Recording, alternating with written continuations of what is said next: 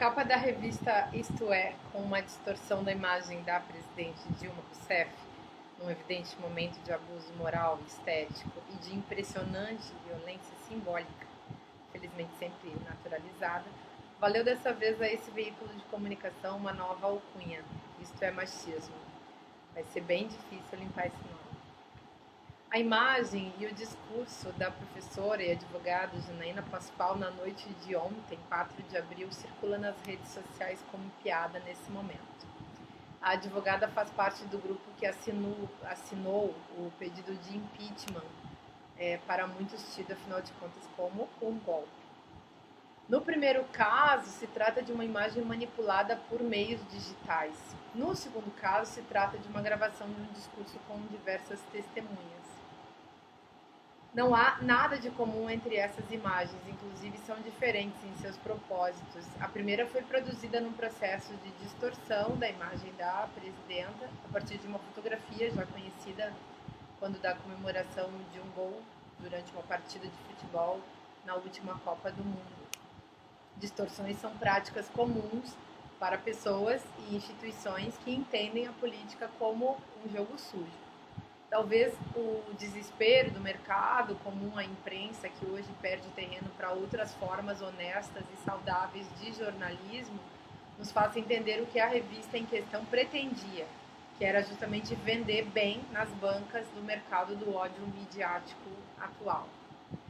Bom, é preciso saber que muitas mulheres iminentes na política já passaram por esse tipo de manipulação que beira o estelionato. Cristina Kirchner, Angela Merkel, Michelle Obama, várias dessas figuras são objeto de uma espécie de bullying machista, ao qual, em termos pelo menos de psicologia, deu-se o nome de gaslighting. Em psicologia, gaslighting tem uma história, mas é basicamente um tipo de violência por manipulação psicológica, na qual mulheres, mas não apenas mulheres, né, são associadas à loucura. Há muitas histórias até de suicídio por conta desse tipo de manipulação.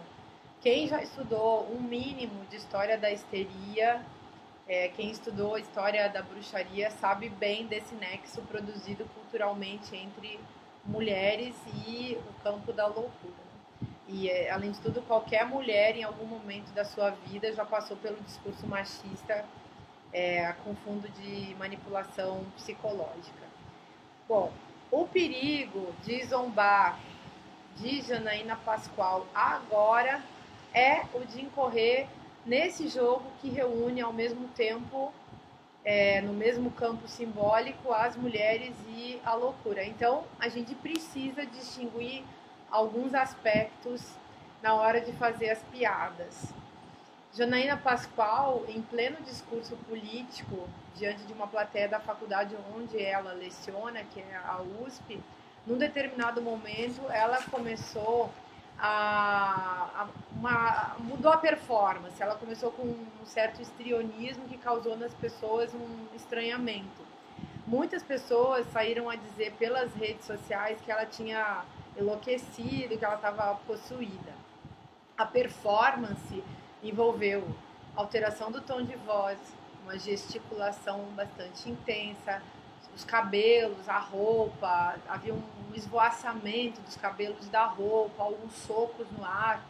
Enfim, tinha uma verdadeira iconografia do irracional que causa espanto em quem se dispuser a estudar um pouco da fenomenologia do poder. Bom, o gesto, por exemplo, de girar a bandeira do Brasil no ar e depois soltá-la com força na frente, ali no próprio palanque, parecia, na verdade, muito mais uma tentativa de sinalizar um poder pela força bruta. É muito aquele tipo de poder que se exerce na fala, no discurso, em cima dos palanques, nos estádios de futebol, que é muito comum de ser exercido pelos homens, quando os homens gritam, quando eles suam, quando eles se contorcem, quando eles pulam, quando eles se agarram, se abraçam. Só que os homens, eles têm cabelos curtos, eles não usam roupas esvoaçantes, então parece que não tem nada demais.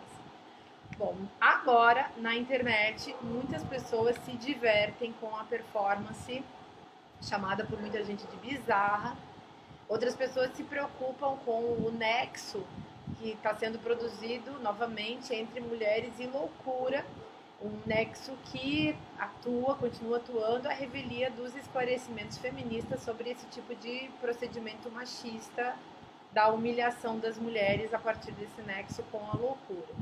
Então, nós vemos o mesmo tipo de procedimento desse tipo de discurso, que é misógino, que foi o mesmo que aconteceu com a revista Isto é Machismo, e que está atuando nesse momento no senso comum, nas redes sociais, e que ri justamente de Janaína Pascoal, porque parece que ela enlouqueceu, porque ela está parecendo uma louca transtornada, uma pessoa desvairada naquele momento em que ela discursava.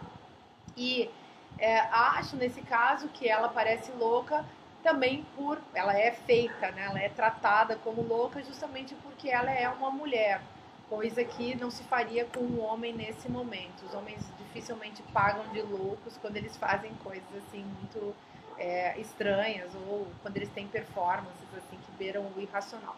Bom, qual o problema então? O problema na apresentação de Janaína Pascoal não é que ela seja mulher, muito menos que ela seja ou pareça ou esteja momentaneamente louca, o que a gente poderia dizer apenas no sentido muito vulgar.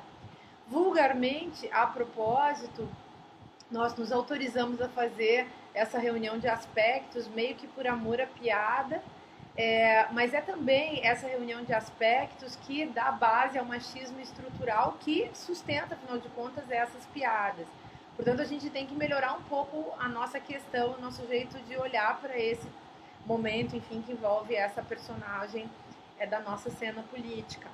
Qual é o problema real que a gente tem que enfrentar? O discurso de Janaína Pascoal não é o discurso de uma louca, é o discurso de uma pessoa que fala de um ponto de vista fascista. O conteúdo da sua fala era um conteúdo de ódio. Era também, ao mesmo tempo, um conteúdo muito pobre, digamos assim, que diante da falência da crítica, da falência do que dizer, as palavras de ódio, ainda que elas sejam fracas e pouco expressivas, elas tomam o lugar. Então, o histrionismo, na falta de argumento, gera esse tipo de caricatura política. Ela foi excessivamente histriônica, justamente porque ela não tinha o que dizer, mas isso é muito comum na cena da política fascista. Então, aquilo que em nível estético é também o ridículo político, foi isso que a gente presenciou, que a gente assiste nesse vídeo que está circulando por aí. Ora, como as mulheres são muito mais controladas esteticamente, dá para compreender por que nós estamos prestando tanta atenção a essa pessoa e não a outros reis do histrionismo que fazem de tudo para parecer como, por exemplo, os Bolsonaros da vida, os Felicianos e os Cunhas da vida. Então, nesse caso em específico, ela chama atenção porque ela exerceu um momento de ridículo político, ela fez o papel do ator político como uma espécie de canastrão, que é muito comum. A maior parte dos representantes da política nacional são homens, existem poucas mulheres que têm voz. Ela é uma professora, ela é uma advogada que tem a sua importância no cenário, e ela usou isso de uma maneira caricata, muito comum, aliás, na forma de exercer o poder da personalidade autoritária, que é o que a gente vem chamando de fascista. Bom, seja homem, seja mulher, o fascista atua como se os outros não fossem capazes de entender o seu teatro, a sua coreografia, como se os espectadores não fossem inteligentes ou sensíveis. No espaço político, esse histrionismo tem um propósito claro de mistificação das massas.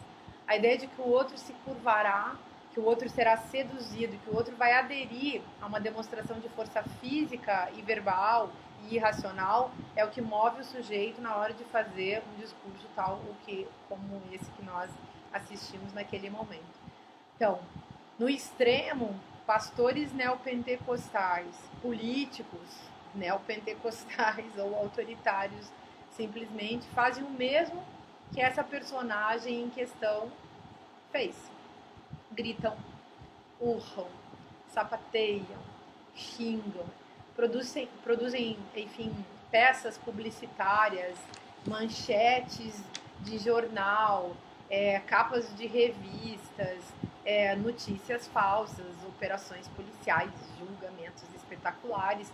Eles fazem tudo ao mesmo tempo com a intenção de demonstrar força, e uma força que tem que ser sempre espetacularizada, sempre tem que ter uma alta carga de histrionismo. Bom, agora, né, gente, deixemos as mulheres e os loucos fora disso. Hitler não era um louco. Vários dos nossos parlamentares, dos nossos juízes e dos cidadãos também não o são, ainda que se esforcem muitas vezes por parecer. No fundo, eles aproveitam os lucros da imagem, que se torna uma mercadoria na era do capital, em que a inteligência está sempre em baixa. O fascismo conta com a nossa falta de inteligência.